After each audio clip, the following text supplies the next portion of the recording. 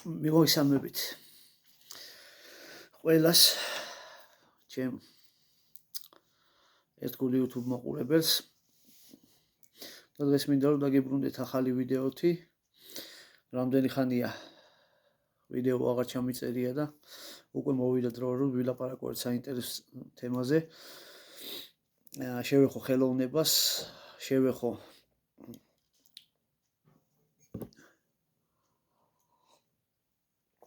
ფილმებს, შევეხო ჰოლივუდს, შევეხო დიდ კინოჩვენებებს და ალბათ უკვე ერთი წელი გავიდა დაახლოებით. რაც გამოვიდა შესანიშნავი გენიალური რეჟისორის რიდლი სკოტის ერთი კიდევ დიდი ნამუშევრის 2000 წელს გამოსული ნამუშევრის, რომელმაც მე მაშინ მაგალითად ბავშვი ვიყავი და გარდატეხა მოახდინა გარკვეულწილად ჩემი ცხოვრების მანძილზე ხელოვნებაზე შეხედულებებში, ფილმებზე შეხედულებებში და კინოს საყურებლად მიმაჯეჭვა ეკრანთან და დამსვა ეკრანთან. ეს იყო გლადიატორი. ჟარი ისტორიული დრამაა და ეხება ჩემთვის ალბათ ყველაზე საყვარელ ეპოქას, საყვარელი ხალხის ეპოქას, ანტიკურ ეპოქას და რომაელი ადამიანების ეპოქას და საერთოდ ანტიკური ხალხების ეპოქას და ყველამ ალბათ კარგად იცით, ვისაც უნახია გლადიატორი, პირველი გლადიატორი, იქ რაზეა განვითარებული სიუჟეტი ფილმის, როგორ ვითარდება მოვლენები, იმპერიის გენიალური სარდალი, რომელიც იბრძვის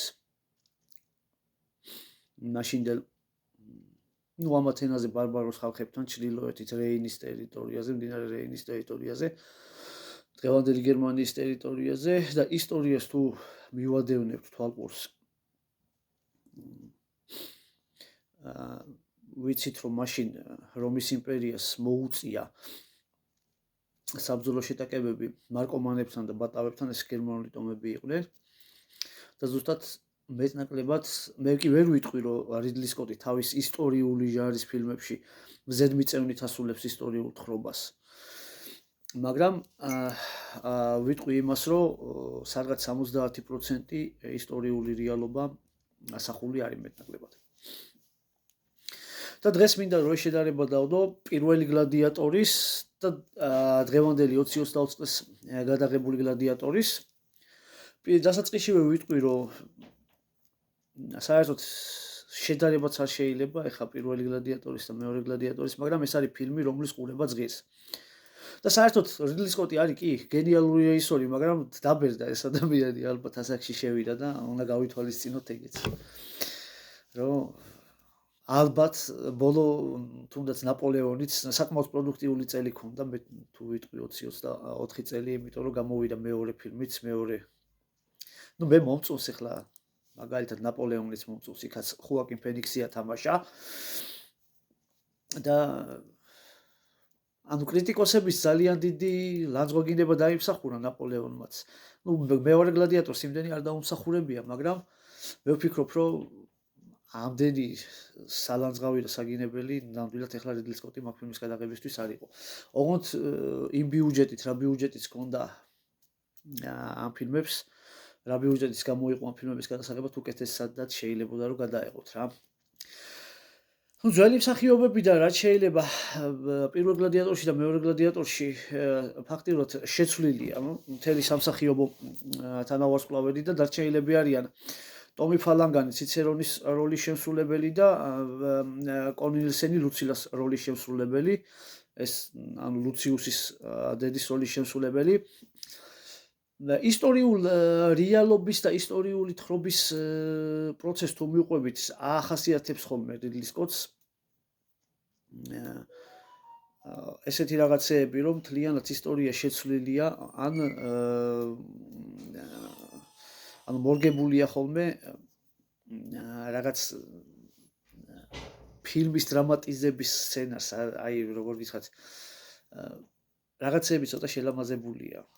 კი და რაღაცეებს უფრო მეტი დრამატული სახე აქვს და შესაბამისად ეს არის გაკეთებული ისტორიული რეალობის შეცვლის ან ცოტათი უფრო დამახინჯების ხარჯზე ხოლმე რა, იმიტომ რომ თვითონ პირველ გლადიატორშიც კი მარკუს ავრელიუსი დიდი იმპერატორი იყო, იმ 4-ეულის შესანიშნავი 4-ეული იმპერატორების ჯგუფს მიეკუთვნებოდა, ეს იყო ადრიანე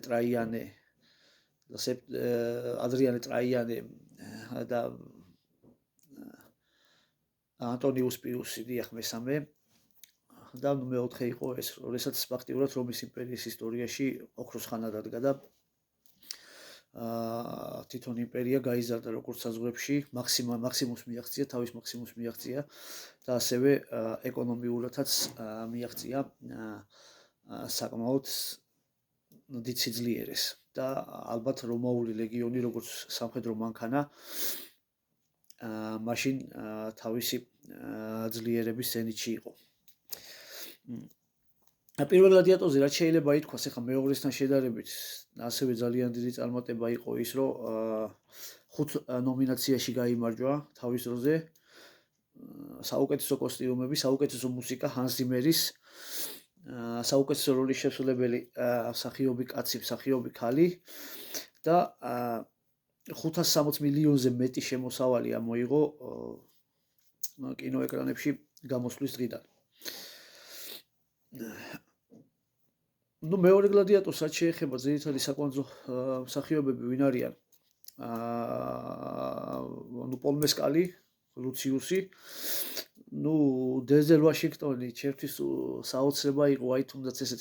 მოკლედ მეორე გლადიატორზე უფრო მეტი კრიტიკული რაღაცეების საუბარი მიწევს დღეს და მინდა რომ ვილაპარაკო, იმიტომ რომ თუნდაც პროქსიმუსი რაც იყო პირველ რომში, ანუ მონათფლობელი, დაახლოებით ისეთივე პროტოტიპი აქვს შექმნილი, ოღონდ დენზელ ვაშინგტონისგან მაკრინუსის სახის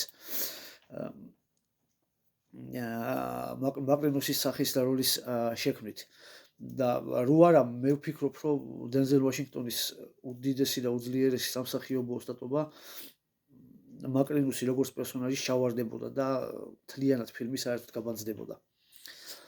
და იმდენად ყურებადიც არ იქნებოდა რამდენადაც დღეს მე ვფიქრობ, რომ ღირს, ნამდვილად ღირს მეორე გლადიატორის ყურებაც ღირს, მხოლოდ იმიტომ, რომ ის სულისკვეთებაა შენარჩუნებული რაც პირველ გლადიატორში, იმ ეპიკური ბრძოლების, იმ ეპიკური სცენების, იმ ანტიკური სილამაზის, რაც რომის იმპერიისთვის იყო დამახასიათებელი მთელი თავისი საიმპერიო ინტრიგებით და უბრალო ადამიანური ცხოვრებით.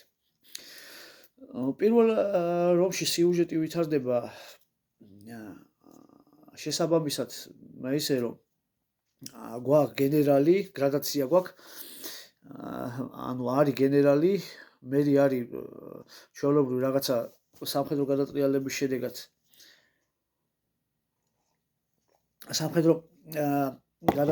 შედეგად თავისი ბედის წერით თუ უბედობით ხდება მონა, ენგრევა ოჯახი, ხოცავენ ცოლს და შვილს, ესეთი რაღაცები რომის იმპერიაში სტანდარტულად ესეთი ტრაგედიები კი ხშირად იყო მართალია და უარესებიც ხდებოდა ხოლმე.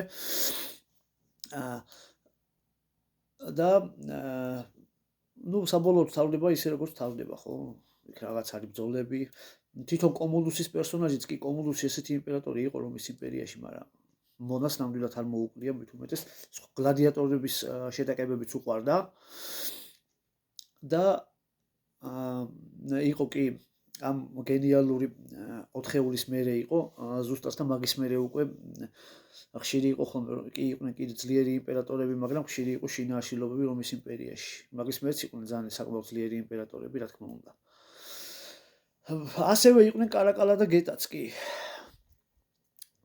მაგრამ ეს ძმები ისე არიან გამოყვანილი, როგორც რაღაც ისტორიული რეალობა ამაც ესეთ რაღაც სარგეუნო კი კარაკალა მოკლა ნამდვილად გეტა. მაგრამ ეცა სხვანაირად მოხდა იქ ბრძოლები და შეტაკებები იყო და საკმაოდ მეომარი ძმები იყვნენ და საკმაოდ მეომარი ადამიანები იყვნენ და ლეგიონებიც კი ებარა ერთ-ერთ ძმას. ერთ სიტყვით შეიძლება ითქვას, რომ ეს ძმები, ეს იმპერატორები შესაბამისი სახით მე თუ მკითხავ არ უნდა გამოსულიყო და არ უნდა გამოიყვანა ეს რომის იმპერიის ისტორიაში. საერთოდ მე რიდლი სკოტის გენიალური ნამუშევრებიდან ძალიან ბევრი ფილმი აქვს, მაგრამ რაც მე ნახე, რაც მომეწონა, შემიძლია გამოვყო ისტორიული დრამა, მეტაკლებად ისტორიული დრამები რაც არის, ზეციური სამეფო, რობინ ჰუდი, ანუ გლადიატორი, რა თქმა უნდა, 1 და 2, ღმერთები და მეფეები და ნუ პრომეთეც, ოღონდ ესენი უფრო ეს ღმერთები და მეფეები და პრომეთი შედარებით ეზოთერული შინაარსის და დატვირთვის ფილმებია და მთლიანად ისტორიული, რა თქმა უნდა, არ არის. და რამდენად გაართვა ახლა ისტორიული დრამების გადაღებას თავი ბოლო წლებში ამ ადამიანმა გლადიატორით და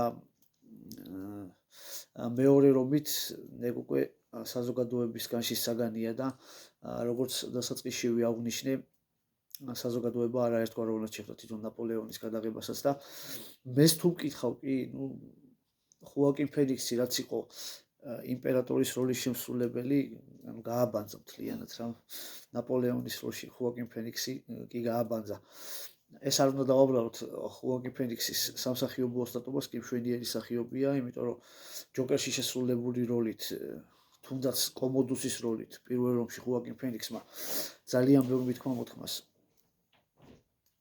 წერტილი დაუსვა მის სამსახიობო ოსტატობის გარშემო მაგრამ ნამში მოცემულ შემთხვევაში ეგ უკვე რიდლი სკოტის ბრალი უფრო მგონია და რიდლი სკოტის კისერზე უფრო მგონია ეგ ყველაფერი. ნუ მეორე რომში ხდება, ანუ სცენაში შესაბამისად ვითარდება, ნუ იუგურთას მავრიტანიაში, ნუ აქაც უნდა აღვნიშნო, რომ ისტორია შედარებით დამახინჯებულია, იმიტომ რომ მავრიტანელებს რომაელები არა იმპერიამდელ ეპოქაში ებრძოდნენ და რამე კიდე სულასწორს რესპუბლიკამდელ პერიოდში და იუგურთასაც ეს მეფე იყო კი რესპუბლიკამდელ პერიოდში იყო და მაშინ დაიპყრეს თავის დროზე რომაელებმა მავრიტანია. ნუ პედრო პასკალი, ესეთი მსახიობი გენერლის როლის შემსრულებელი მიდის აფრიკის მიწაზე, რომ აფრიკის ჩრდილოეთ აფრიკის ტერიტორიაზე რომის იმპერიას ახალი ტერიტორია შემოუერთოს და ლუცილას მოთხოვნით ეს ან ლუციუსის შვილი არის წასული იქ რომ მოერიდებინა სამეფო კარის ინტრიგებისთვის და არ მომკვლარიყო, რაც პირველი გლადიატორის მერე ანუ რომის იმპერიის ისტორიაში მოყვა ანუ შინაარსილობები და ბრძოლები ამ ყველაფერს მოყვა გარიდებული არის იქ აფრიკაში და იქ ცხოვრობს იქ დასახლდა იქ დამკვიდრდა და იქ ყავ რაღაც შეყვარებული ყოველ შემთხვევაში დასაწყისიდან ფილმიდან ესევე ჩანს და იქ უწევს ამ ადამიანს რაღაც ცხოვრების გაგრძელება მაგრამ ამ ცხოვრებაშიც ისევ რომაელები და რომაული სამხედრო მანქანა მიდის და უნგრევს ხო ფაქტიურად ესია და ასევე ამ ადამიანსაც როგორც მის წინამორბედს აქ კიდე ერთი რაღაცა მე ყოველ შემთხვევაში დიდი კითხვის ნიშანი დამრჩა მამამისი ვინ არის ხო პირველ გლადიატორში ესე ჩანს რომ ლუციუსის მამა არის მაქსიმუსი მეორე გლადიატორში თითქოს ჩანს ესე რომ ეს გენერალია რაღაც ანუ გაურკვევლობა დატოვა ძალიან დიდი გაურკვევლობა დატოვა და ეგეც სცენარს უნდა დავაბრალოთ არბად მე ესე ვფიქრობ. ან რატო არ უნდა რომ ეს უფრო მეტად დალაგებულიყო და უფრო მეტად ნათლად ყოფილიყო ასახული მე პირადად ვერ გავიგე. ნამდვილად ვერ გავიგე და აი წამოწყებაში თვითონ ბევრი სკეპტიკურად უყურებდა მეორე გლადიატორის შექმნას ისიც იყო რომ ჰანს ზიმერმა რომელმაც პირველი გლადიატორისთვის შესანიშნავი კომპოზიტორია ის და ძალიან ბევრი ფილმისთვის აქვს ხომ ჰოლივუდში დაწერილი მუსიკა უარი განაცხადა მუსიკის დაწერაზე. და თქვა რომ იმ მიზეზით განაცხადა რომ ჩემი როლიო მე შევასრულეო რა პირველი გლადიატორისთვის ჩემი სათქმელი უკვე თქვიო და მეორე გლადიატორისთვის მუსიკის დაწერა აღარ მინდაო და სინამდვილეში ვფიქრობ რომ ნაპოლეონის გამოსვლის მერე თავის გატეხვასთან ლაზღვაგირებას აერიდა ეს ადამიანი იმ ფილმის გამოსვლის გამო რაც ჯერ თვითონ რიდლი სკოტი შეხვდა და რაც თვითონ ალბათ მე აზიმერ შეხვდებოდა რა ვიცი ჩემი მოსაზრება ეგეთია ყოველ შემთხვევაში ნუ შემდეგ ვითარდება რა ეს მოვლენები გამოდიან პრეტორიანელები გამოდიან ისევე როგორც პირველი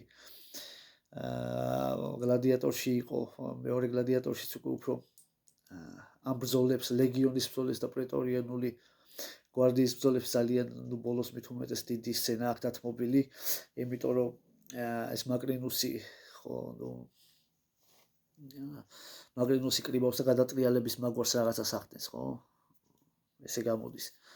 და იქ შეტაკებას ბოლოს ამორთა ბრძოლის მაკრინუსი კლავს. ანუ ეს ლუციუსი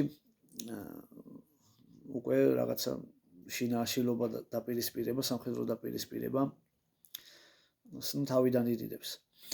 მეორე რაც ხალხს არ მოეწონა და ზოგადად ბევრს არ მოეწონა იყო ზვიგენები საზღვაო ბრძოლის დროს, ხო?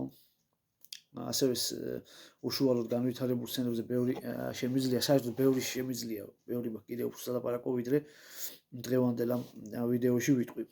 და მინდა რომ რაღაც ნახევარ საათს როგორც წესი ის მაქვს, ხო? მე რაღაც ზღრული დრო მაქვს გამოყოფილი და არ ვასწრებ ხოლმე ჩემ ვიდეოებს და შევეცდები მოკლედ კიდე ჩავატიო რაღაცეები.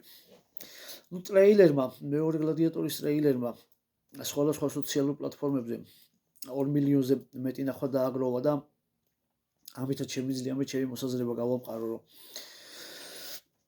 კი შეიძლება ღირს ნამდვილად მე მომეწონა, როდესაც კინოთეატრში ვნახე და უყურე. ნამდვილად ღირს და ერთ ნახვად და ყოველ შემთხვევაში ნაპოლეონისნაირი კატასტროფა არ იყო. მაგრამ ასევე არ იყო პირველი გლადიატორი. ასევე არ იყო ზეციური სამეფო. ასევე არ იყო რობინ ჰუდი, ხო? ნუ კევინ კოსნერი შესანიშნავად თამაშობს და ეს სამივე ფილმი ნუ ნოვატორული იყო, მეთქი არ ვიტყვი, მაგრამ საკმაოდ კარგი გამოუვიდა თავის დროზე. მაგრამ როგორც დასაწყისში აღნიშნე, უნდა გავუგოთ ამ ადამიანს, იმიტომ რომ ბეზდება ასაკში შედის და ყველა ადამიანი, ვინც ასაკში შედის, გარკვეულწილად უშვებს მეტნაკლებ შეცდომებს ცხოვრებაშიც. ისევე როგორც თავის პირად საქმიანობაშიც. უბრალოდ ეხლა მე ისე არ მინდა გამიგოთ, რომ ძალიან ვაკრიტიკებ, მე რა უფლება მაქვს ესეთი გენიალური რეჟისორი გავაკრიტიკო, როგორც რიდლი სკოტია. კონკრეტული მოსაზრებები, რა თქმა უნდა, დავაფიქსიროთ, იმიტომ რომ ხალხს უჩვენეს ყველა რეჟისორი თავის ფილმს, რასაც იღებს და ხალხი ატარებს შეფასების პრიზმაში, რა თქმა უნდა. ნუ მოკლედ, ძველი გლადიატორიდან რაც დარჩენილი მსახიობები არიან, იხოცებიან, ანუ ლუცილაც მკვდება, ციცერონიც მკვდება. და საზღვაო ბრძოლებს რაც შეეხება კი, ანუ ზვიგენები მეტის მეტი იყო ნამდვილად. ასევე ნამდვილად მეტის მეტი იყო მარტორქები. კი გასაგები იყო, რომ უნდა მონოლითური სცენების შექმნა. რომ ამით მაინც კიდე გაეოცებინა მაყურებელი და პირველი გლადიატორისგან რაღაცა უფრო განსაკუთრებული და განსხვავებული შეექმნა, მაგრამ მეტნაკლებად არ გამოუვიდა, მე ესე ვიტყვი. სცენების მასიურობას რაც შეეხება მშვენიერი იყო რომაული ფლოტის გამოჩენა. ძალიან კარგი მასიური სცენები იყო, როდესაც მავრიტანიის დედაქალაქს იუგურთას სამფლობელოს უტევენ, იქ მშვენიერი ბრძოლები. ოღონდ ტრებუშეტები რაც გამოყვანილი იყო, მეც ვიტყვი მაგას, რომ ეს ტრებუშეტი რაც იყო წმინდა შუა საუკუნეების მოვლენაა და რომის იმპერიაში დიახ ტრებუშეტის გამოყენება რომის იმპერიის ისტორიაში იგივეა, რაც დაახლოებით ვიქტორიამდელი ეპოქის ჯარისკაც ხელში დააჭერინო M4 ავტომატი და ესე დაახლოებით ესე გაუშვა ბრძოლაში. ანუ ეგეც ზედმეტი იყო და რაღაც ფანტაზიურობა კი ჩანდა ძალიან ბევრ განზრახვაში, რიდლი სკოტის ძალიან ბევრ განზრახვაში. ნუ დანარჩენზე რა შეიძლება ითქვას? ნამდვილად მოგცემთ რეკომენდაციას, რომ უყუროთ. ცუდი არ არის არც მეორე გლადიატორი.